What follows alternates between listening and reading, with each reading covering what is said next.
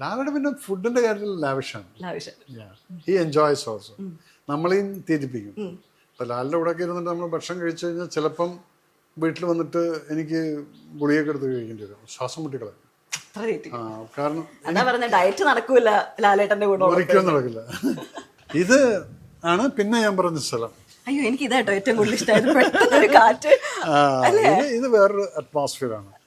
ഇവിടെ ഞങ്ങളൊരു ടേബിളൊക്കെ ഇട്ട് ചെയറൊക്കെ ഇട്ട് ഇവിടെ ഇരിക്കും. എല്ലാം കൂടെ ആയിക്കഴിഞ്ഞാൽ ഇത് വേറെ ഒരു ആംബിയൻസ്. ശരിക്കും ഇത് അടിപൊളിയായിട്ടുണ്ട്. ഇത് പച്ചപ്പുകാരുന്നത് മാത്രമല്ല, ഭയങ്കര റിലാക്സിങ് സ്പേസ് ആയി കേട്ടോ. അല്ലേ, കാലത്തൊക്കെ യോഗയൊക്കെ ചെയ്യുന്നുണ്ടെങ്കിൽ ഇവിടെ തന്നെ എഴുതിക്കും കിടന്ന് മാറ്റ്. ഇപ്പൊ ഇതെല്ലാം ഒന്ന് ഫുള്ളായിട്ടാണ് വന്നു കഴിഞ്ഞാൽ ഒരു ജംഗിൾ ഫീൽ കിട്ടും. നേരത്തെ എങ്ങനെ ഉണ്ടായിരുന്നോ അതോ തുടങ്ങിയിട്ടുള്ളൂ. ഇപ്പൊ കഴിഞ്ഞ വർഷം തുടങ്ങിയതാണ്. 2 വർഷം കഴിയുമ്പോഴത്തേക്കും ഇതെല്ലാം കവറായി കിട്ടും. ഇത് ഈ സൈഡ് ഇതുവരെ എത്തിയിട്ടേ ഉള്ളൂ. ഇനിയിപ്പോൾ അങ്ങോട്ട് ഫുൾ കയറി കഴിഞ്ഞാൽ പിന്നെ നമുക്ക് ഇവിടെ നിന്ന് കഴിഞ്ഞാൽ നമുക്കൊരു 70 mm സ്ക്രീനിന്റെ ഫീല് കിട്ടും. ആ സ്കൈ അവിടെ നിന്ന് കട്ടാവും. ഇതൊരു പനോറമിക് വ്യൂ. കൊള്ളാം. നമ്മുടെ ക്യാമറ ചേട്ടന്മാര് കാണുന്നില്ലേ ഇതൊക്കെ? അത് ഭയങ്കര നേച്ചറുമായിട്ട് ഭയങ്കരമായിട്ട് ബന്ധപ്പെട്ട് കിടക്കാതെ നമുക്ക് അത് വിട്ടിട്ട് ഒരു പരിപാടിയില്ല. അത് അതിന്റെ ഒരു സുഖം വരെയാണ്.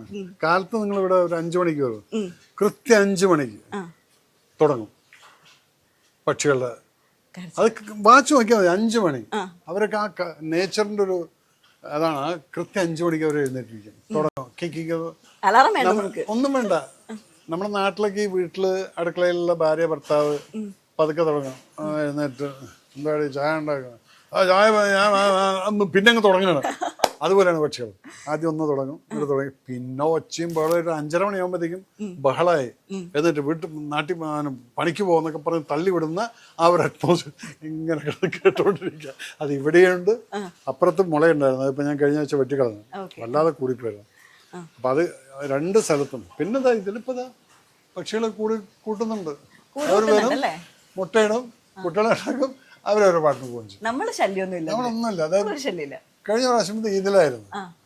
അത് രസമാണ്. ഇവിടെ ഇങ്ങനെ ഇരുന്നാല് കാലത്ത് അവർ കൂട് കിട്ടണം, അവിടുന്ന് പറിക്കും, ഇതിന്റെ മുറിച്ചുകൊണ്ട് വരും, എന്നിട്ട് ഇവിടെ കൊണ്ടുവരും. ഇങ്ങനെ അവരെങ്ങനെ കണ്ടോണ്ടിരുന്നു കഴിഞ്ഞാൽ അവരാ കൂടുണ്ടാക്കി അതിൽ മുട്ടയിട്ട് വിരിയിപ്പിച്ച് കൊച്ചുങ്ങളെ നമുക്കൊരു 2 ആഴ്ച കൊച്ചുങ്ങളെ കാണാം. അത് കഴിഞ്ഞാൽ പിന്നെ അവരൊരു പാട്ട്.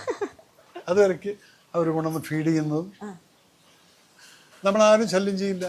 അവർക്ക് അപ്പം ഞങ്ങളിവിടെ ഫുഡ് വെള്ളമൊക്കെ ഇവിടെ വെച്ചു കൊടുക്കും. ചൂടുകാലത്തൊക്കെ ഭയങ്കര പാടായിരിക്കില്ലേ? ഇവിടെ ഫുൾ വെള്ളം ഇവിടെ വെച്ചു കൊടുക്കും.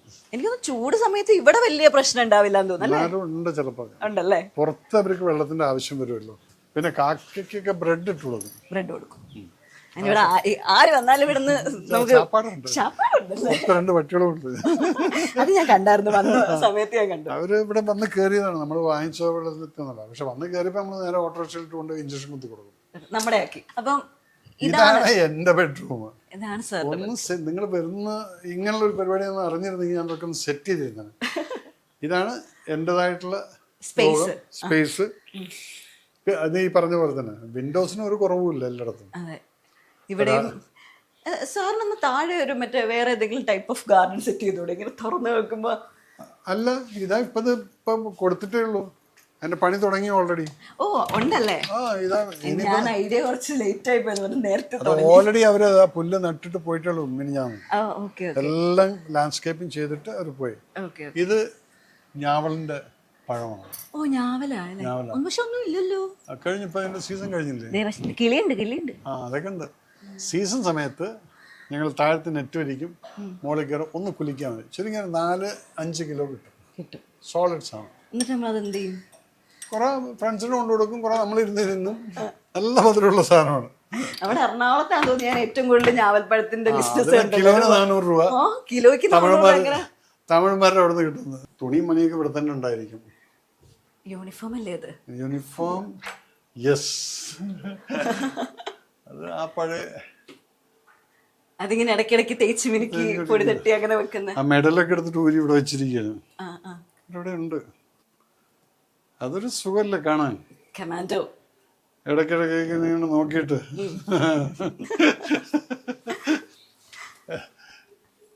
അതൊരു സന്തോഷം അല്ലേ? സന്തോഷം, അതിൻ്റെ ഒരു സ്പിരിറ്റ് പറയണം. അതിനോടുള്ള ഒരു ഇഷ്ടവും, ഇഷ്ടമല്ല, അതൊരു പ്രേമമാണത്. ഞാൻ ആ പ്രേമം എന്റെ വീട്ടിൽ ആ, കാണാറുണ്ട്. അതാ പറഞ്ഞത്. എന്നോടില്ലാത്തൊരു പ്രേമം ഞാൻ കാണാറുണ്ട്. കാണും, അത് കാണും. അത് അവരോട് നിങ്ങൾ അവരെ കുറ്റം പറഞ്ഞിട്ട് ഒരു കാര്യമില്ല. അവരങ്ങനെയാണ് വളർന്നതും ജനിച്ചതും അവർ ജീവിക്കുന്നതും അങ്ങനെയാണ്. അതെ, അതുകൊണ്ട് അവരെ ഒരിക്കലും നമുക്ക് കുറ്റപ്പെടുത്താൻ പറ്റില്ല. ഇല്ല, കുറ്റമൊന്നുമില്ല ഈ മണി എന്തിനാണെന്നറിയോ? എന്തിനാ സെർവന്റിനെ വിളിക്കണമെങ്കിൽ വരുമ്പോ അടിച്ച ഇത് സ്ഥിതിക്ക്. പുതിയ ആളാ, അവനറിയില്ല, പഴയ ലീവിന് വരികയാണ്.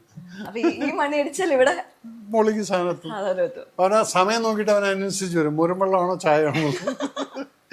മോരുവെള്ളമൊക്കെയാണോ നമ്മുടെ മെയിൻ? ആ, അതൊക്കെ ഒരു രസം. ഇതാണ് നമ്മളുടെ ഇതാണ് വായന ഞാൻ പറഞ്ഞത്. ഒഫീഷ്യൽ. ഇവിടെയാണ് ഞാൻ പറഞ്ഞത്, നമ്മൾ ഒഫീഷ്യലായിട്ട് പരിപാടി ആവുമ്പോൾ ഡിസ്കഷൻ ഇരിക്കാം, 2-3 ആൾക്കാർ വന്ന് കേട്ടോണ്ടിരിക്കാം, റിലാക്സ് ചെയ്തിട്ട്, വേറെ ശല്യമൊന്നുമില്ല, വാതിലും അടച്ച് കഴിഞ്ഞാൽ. ആ, മറ്റേ അവിടെ ഇരിക്കുമ്പോൾ ആ ഫോട്ടോഗ്രാഫിന്റെ ഭയങ്കര വലുതായിട്ടുള്ള ഒരു, അതിന്റെ വലുത് അത് അത്ര ഭയങ്കര പ്രിയപ്പെട്ടതാണ് തോന്നുന്നത്. ഈ റൂമിൽ ഏറ്റവും പ്രഷ്യസ് ആയിട്ട് സെർവ് വെക്കുന്ന ഒരു സാധനം എന്തായിരിക്കും? കുറേ കാര്യങ്ങൾ ഇവിടെ ഇവിടെ ഉണ്ട്. കുറേ കുറേ സാധനങ്ങളുണ്ട്. അതാ എല്ലാം കാണുന്നത്. ഇതെന്റെ കരാട്ടെ ബ്ലാക്ക് ബെൽറ്റിന്റെ സർട്ടിഫിക്കറ്റ്, അതുപോലെ തന്നെ അക്കാഡമി ചീഫിന്റെ ഇത്, എല്ലാം ഒഫീഷ്യലായിട്ടുള്ള കാര്യങ്ങളെല്ലാം ഇവിടെ കാണാം. കുറച്ചൊക്കെ ആ അവാർഡ്, ഈ അവാർഡ്, സർട്ടിഫിക്കറ്റുകൾ എല്ലാം നമ്മളിവിടെ. ഇതെല്ലാം എന്റെ പണ്ട് നമുക്ക് CDs ആയിരുന്നു. അതാ ഞാൻ നോക്കിയത്. ഞാൻ ആദ്യം വെച്ച ചെറിയ ബുക്സ് ആണ്, പിന്നെ നോക്കിയപ്പോ ഇത് ബുക്സ് അല്ല, അതെല്ലാം CDസും എല്ലാ സീരീസും ഉണ്ട്. ഇവിടെയൊക്കെ കിടക്കുന്ന ഈ ബ്ലൂറേസ് ആണ് അതൊക്കെ. കീർത്തിചക്ര, നമ്മള് കീർച്ചക്രൊക്കെ ഉണ്ടായിരുന്നു. അതെന്റെ എല്ലാ പടങ്ങളും കാണും. പിന്നെ ബുക്സും. ഇത് അങ്ങനെയുള്ളൊരു ലോകം. ഇത് എല്ലാം വായിച്ചു തീർത്താണോ? വായിച്ചിട്ടൊന്നുമില്ല ഫുള്ളൊന്നും. ചുമ്മാ വായിച്ചു. ഇത് നമ്മള് ചില വക്കീലന്മാരുടെയൊക്കെ പുറകിൽ കാണാം കുറേ ബുക്കുകൾ. അതൊന്നും അവര് ഫുള്ളൊന്നും വായിച്ചിട്ടുണ്ടാവില്ല. കാണുമ്പോ ഒരു ഫ്രെയിം അടിപൊളിയായിരിക്കും. അത് എന്തായിരിക്കും. പക്ഷെ എന്താ വെച്ചാൽ റെഫറൻസിന് ഇപ്പൊ എന്തെങ്കിലും ഒരു സംഭവം വന്നു കഴിഞ്ഞാൽ അത് നമുക്ക് നോക്കണമെങ്കിൽ അങ്ങനെ ബുക്ക് അവിടെ ഉണ്ടായിരുന്നല്ലോ, നമുക്ക് നോക്കാതെ. പിന്നെ കുറെ ആൾക്കാർ ബുക്ക് തരുന്നുണ്ട് വായിക്കുമെന്ന് പറഞ്ഞു. അൺഫോർച്ചുനേറ്റ്ലി പലപ്പോഴും നമുക്കത് വായിക്കാൻ പറ്റില്ല. ശരിക്കും വായനാശീലം നല്ലപോലെ ഉണ്ടോ? പണ്ടുണ്ടായിരുന്നു. ഇപ്പൊ എന്ന് വെച്ചാൽ വാട്ട് ഹാപ്പൻസ്, ഐസൈറ്റ് നമുക്ക് ചെറിയ ഡിസ്റ്റർബൻസ് വരുമ്പോൾ ഈ വായനാശീലം നമ്മൾ പതുക്കെ അങ്ങ് ഒഴിവാക്കും. കണ്ണാടി ഇടണം, അത് വായിക്കണം, പിന്നെ കോൺസെൻട്രേഷൻ കിട്ടില്ല. പിന്നെ ഇപ്പൊ എന്ന് പറഞ്ഞാൽ ഇപ്പൊ എല്ലാം ഈ മൊബൈലില് വരുന്നുണ്ട്. ഇപ്പൊ ഇത് ഞാൻ കഴിഞ്ഞ 6-7 മാസം മുന്നേ വാങ്ങിച്ചതാണത്, 1001 രാവുകളിൽ.